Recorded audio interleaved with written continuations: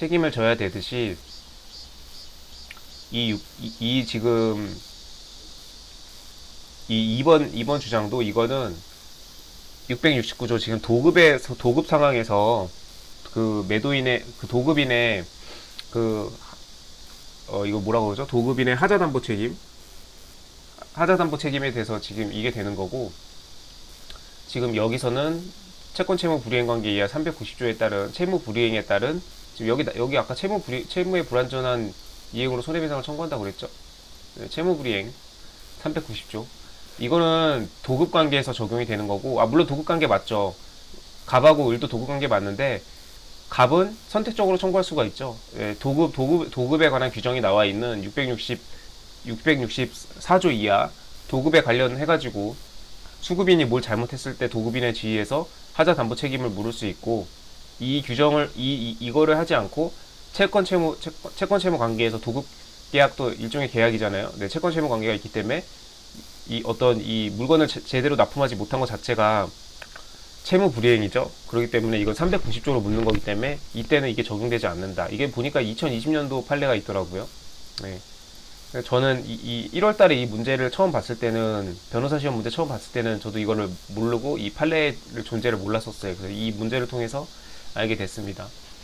그래서 도급과 그 채무 불이행을 구분해라.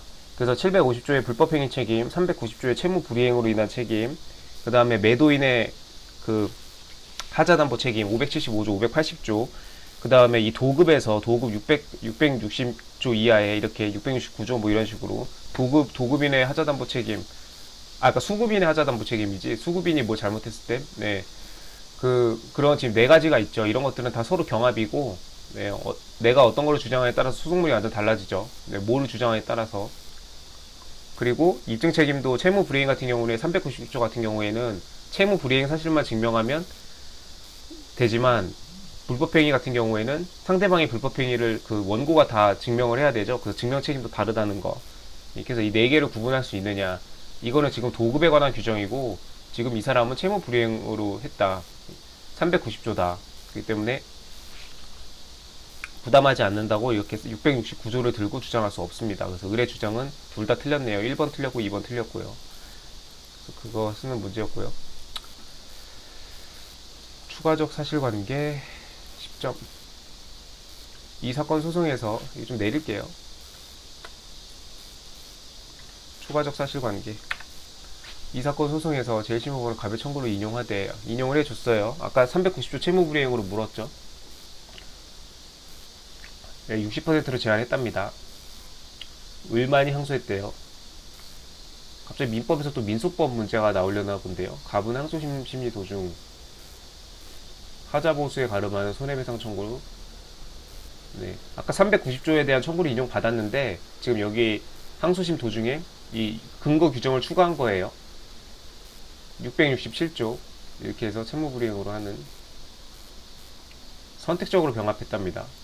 선택적으로 병합하면 그 법원은 어느 거로든 하나를 선택해서 인용을 하게 되면 다른 거는 판단할 필요가 없어요. 근데 어느 하나를 만약 기각할 거면, 받아들이지 않을 거면 다른 거에 대한 것도 반드시 판단을 해줘야 되죠. 원고 입장에서는 어느 거로 되든지 간에 돈만 받으면 그만이죠. 불법행위로 인정을 받든 채무불이행으로 인정을 받든 하자담보로 인정을 받든, 원고는 본인이 원하는 돈만 받으면 되니까, 인용받으면 되니까. 다만 근거를 여러 개를 설치한 거죠. 자, 그랬을 때 변경하였다. 항소심 법원은 갑이 선택적으로 병합한 임의로 선택하여 심리를 진행했답니다. 이렇게 해도 되나요? 네, 해도 되죠. 선택적으로 병합이니까. 1심에서 그 청구를 인용했던 그 사안으로 반드시 먼저 심리해야 되는 건 아니죠. 이건 판례가 있고요. 이것도 임의로 선택한 심리를 진행하였고, 심리 결과 미청구가 이유 있고, 그 결론이 1심 판결의 주문과 동일하다고 판단하면 의뢰 항소를 기각하였다. 을만이 항소했군요. 네. 의뢰 항소를 기각하였다. 자, 아까 의뢰 항소가 타당하지 않기 때문에 기각을 했다는 거잖아요. 지금 그 주문이 1심 판결의 결론과 동일하니까. 다만 1심하고 항소심하고 지금 그 청구 이후로 지금 인정해준 게 다르죠, 지금. 여기서는 아까 390조였고, 여기서는 선택적으로 병합한 하자보수에 관한 이거 667조를 근거로 한 거죠. 어쨌든 결론은 같아요. 결론은 같기 때문에 을의 항소, 지금 을만이 항소했잖아요. 피고만이 항소했어요. 피고 너의 항소는 타당하지 않다. 그래서 을의 항소를 기각한 건데, 이렇게 하면 안 된다고 그랬죠. 네, 결론은 항소심 법원의 판결은 타당하지 않습니다. 왜냐면은, 결론은 동일하기 때문에 을의 청구를 기각을 해야 되는 건 맞아요. 근데 청구를 기각할래, 항소를 기각할래 그 차이인데, 지금 주문의 결론은 똑같지만 그 이유가 다르죠. 지금 선택적으로 병합된 것 중에 다른 거를 지금 항소심은 667조를 이거를 근거로 지금 그 원고의 그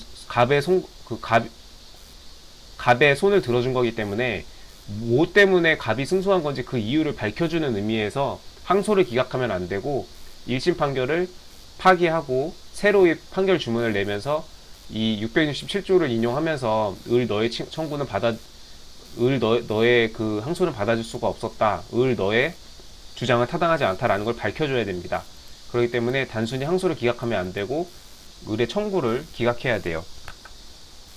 왜냐면은 지금 을의 항소가 엄밀히 말해서 을의 항소가 잘못된 건 아니죠. 왜냐면 1심하고 지금 그 결론은 같지만 판결 이유가 다르잖아요. 그렇기 때문에 어떤 1심에서 뭔가 잘못됐다는 을의 항소의 주장은 물론 당연히 주문이 물론 중심이지만 여기 주문에서 지금 갑이 청구를 인용받았으니까 60%로 제한받아서 일부 인용이지만 어쨌든 갑의 손을 들어줬기 때문에 을 입장에서는 그 결과에 대해서 따지는 거기도 하지만 판결 이유를 따지는 거기도 하거든요. 그렇기 때문에 그런 의미에서 이렇게 하지 않을까. 그냥 이건 제 생각입니다만 을의 항소 자체가 잘못됐다고 볼 수는 없죠. 왜냐면 주문은 똑같더라도 그럼 주문이 똑같기 때문에 을의 항소는 잘못되었죠. 그렇지만 이유를 지금 항소심에서 달리했잖아요. 그렇기 때문에 그거에 대한 부분을 밝혀주기 위해서 그래서 을의 항소를 기각하면 안 된다고 하는 것 같아요. 결론은 을의 항소를 기각하면 안 되고 아예 1심 판결을 그냥 취소하고 새로이 판결 주문을 내면서 청구를 인용하는 갑의 주장의 결론은 맞으니까. 다만 항소심은 1심과 달리 그 판결 이유를 달리했죠. 지금 390조 그걸로 이유로 갑의 손을 들어준 게 아니라 선택적으로 병합한 667조 이 하자보수에 가름하는 이걸 근거로 갑의 손을 들어주겠다라고 을에게 알려주는 의미에서 새로이 판결 주문을 내고 판결 이유를 이렇게 청구를 인용하는 주문을 선고해야겠죠. 항소 기각과 청구 기각을 구분하는 문제였습니다. 민소에서 되게 잘 나오네요. 법무사 법행에 또 중요하죠, 민소에서는.